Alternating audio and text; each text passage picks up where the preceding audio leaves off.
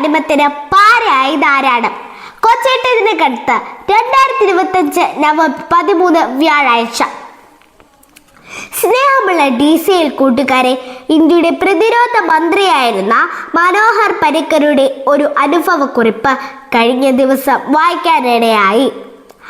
അദ്ദേഹം ഗോവയിലെ പര എന്ന ഗ്രാമത്തിൽ നിന്നുമാണ് ഇന്ത്യയുടെ പ്രതിരോധ മന്ത്രി സ്ഥാനത്തേക്ക് ഉയർന്നത്. പര ദേശവാസികൾ പരീക്കർമാർ എന്നാണ് അറിയപ്പെടുന്നത്.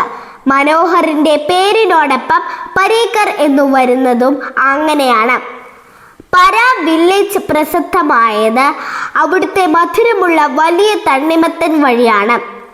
പരയിലെ ഏറ്റവും വലിയ ഉത്സവം തണ്ണിമത്തൻ തീറ്റ ഉത്സവമാണ്.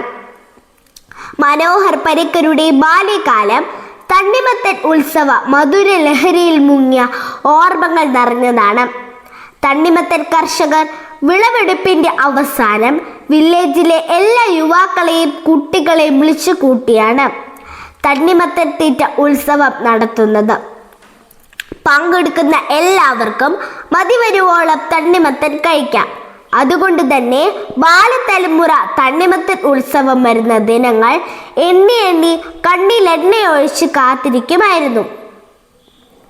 പ്രാഥമിക വിദ്യാഭ്യാസത്തിനു ശേഷം മനോഹർ പരീക്കർ മുംബൈ IITയിൽ പഠിച്ച് എഞ്ചിനീയർ ആയതിനു ശേഷം 6 വർഷം കഴിഞ്ഞ് ഒരു തണ്ണിമത്തൻ ഉത്സവ കാലത്ത് പരായിലെത്തി.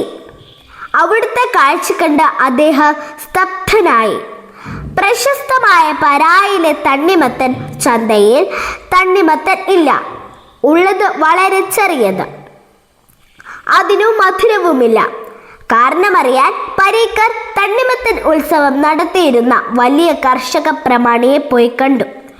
അദ്ദേഹം പറഞ്ഞു, 5 വർഷമായി എൻ്റെ മകനാണ് തീറ്റ ഉത്സവം നടത്തുന്നത്. പിന്നീടാണ് തണ്ണിമത്തൻ ഇല്ലാതായതിൻ്റെ കഥ പരീക്കർ അറിയുന്നത്. മുൻപ് തീറ്റ മത്സരം നടത്തിയിരുന്ന നല്ല കർഷകർ കുട്ടികൾക്ക് തിന്നാൻ കൊടുത്തിരുന്നത് ഏറ്റവും വലിയ, ഏറ്റവും മധുരമുള്ള, മികച്ച ഗുണനിലവാരമുള്ള തണ്ണിമത്തനായിരുന്നു. കൂടാതെ മത്സരിക്കുന്നവർക്കെല്ലാം ഒരു ചെറിയ പാത്രവും കൊടുക്കും. മത്സരത്തിന് ഒരു വ്യവസ്ഥ മാത്രം: തണ്ണിമത്തൻ്റെ വിത്തുകൾ കടിക്കാതെ ഈ പാത്രത്തിൽ നിക്ഷേപിക്കണം. ആ വിത്തുകളാണ് അടുത്ത കൊല്ലം അവർ വിതച്ച് വീണ്ടും വലിയ തണ്ണിമത്തൻ ഉൽപ്പാദിപ്പിച്ചിരുന്നത്. കർഷക പ്രമാണിയുടെ മകൻ ചുമതലയേറ്റപ്പോൾ നല്ലതും വലിയതുമായ തണ്ണിമത്തൻ എല്ലാം വിൽക്കാൻ കൊടുത്തു. മത്സരത്തിന് തിന്നാൻ ഏറ്റവും ചെറിയതും കൊടുത്തു. തണ്ണിമത്തൻ്റെ ഒരു തലമുറ 1 വർഷം മാത്രമാണ്. പിറ്റേ വർഷം പാടങ്ങളിൽ വിളങ്ങിയത് ചെറിയ തണ്ണിമത്തനാണ്. അതിൻ്റെ അടുത്ത വർഷം അതിനേക്കാൾ ചെറുത്.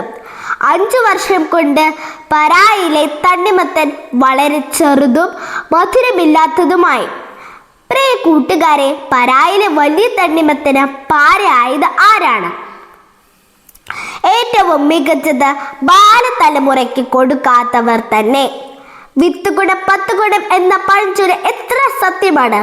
മുൾച്ചെടിയിൽ നിന്ന് മുന്തിരിപ്പഴം കിട്ടിയില്ല എന്ന യേശുക്രിസ്തുവിന്റെ വാക്കുകളും സ്മരണീയമാണ്. പരായിലെ കുഞ്ഞൻ തണ്ണിമത്തന്റെ കണ്ണീരിന് കാരണം ചെറിയ തണ്ണിമത്തന്റെ വിത്തുകൾ മാത്രം വിതച്ചതാണ്. 20-30 വർഷങ്ങൾക്ക് ശേഷമുള്ള ഇന്ത്യയുടെ വിത്തുകളാണ് ഇന്നത്തെ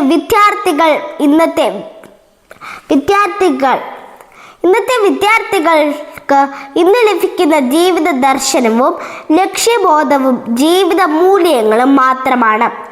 നാളത്തെ ഭാരതത്തിൻ്റെ ഭൗതികാകാശത്തിൻ്റെ വിസ്തൃതി ചമയ്ക്കാനുള്ളത്.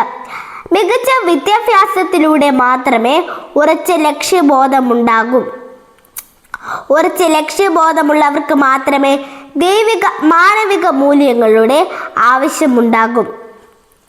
തെളിഞ്ഞ രാഷ്ട്രസ്നേഹവും പൗരബോധവും ഭരണഘടനയോടുള്ള ആദരവും നമ്മിലൂടെ നാളത്തെ നല്ല ഭാരതത്തെ പണിതുയർത്താം. ഇല്ലെങ്കിൽ അഖണ്ഡ ഭാരതത്തെ ജാതി, മത, രാഷ്ട്രീയ, ഭാഷ, ദേശീയ ഭിന്നതയുടെ പ്രചണ്ഡ പേമാരിയിൽ ചിഹ്ന ഭിന്നമായി തീരും. നമുക്ക് മഹാത്മജിയെ പോലെ ചാച്ചാജിയെ പോലെ രാഷ്ട്ര നിർമ്മിതിയിൽ പങ്കുചേരുന്ന നല്ല നേതാക്കളാകാം. വലിയ ആദർശങ്ങളുടെ ദർശനങ്ങളുടെ മാനവ വിഭവ ശേഷികളുടെ ഉടമസ്ഥരാകാം. എല്ലാവർക്കും അർത്ഥപൂർണമായ ശിശുദിനാശംസകൾ. സസ്നേഹം, സ്വന്തം കൊച്ചട്ടൻ.